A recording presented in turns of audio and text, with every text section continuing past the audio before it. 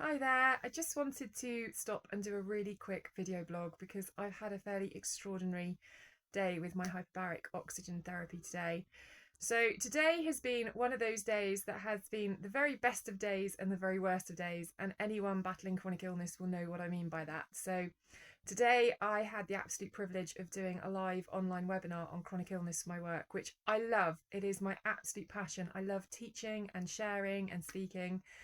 But live speaking is stressful and it does adrenalise me. I think you'd be mad if you weren't adrenalised doing anything live. And the problem with adrenaline is it then degranulates my mast cells.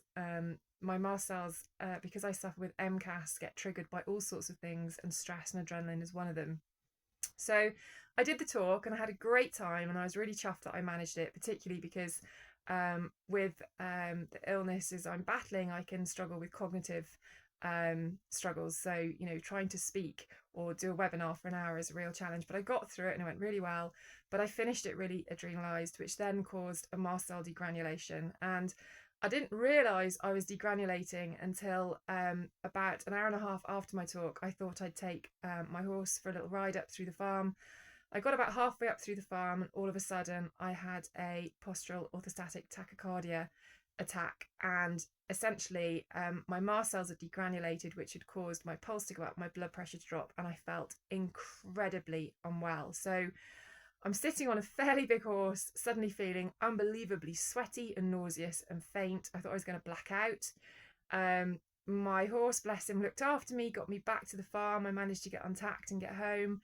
But all afternoon, I felt incredibly unwell. I've had a splitting headache. I felt nauseous, incredibly kind of sweaty and clammy and dizzy. And I thought I'd just kind of jump into my H-spot tonight and do my treatment. Didn't think much of it.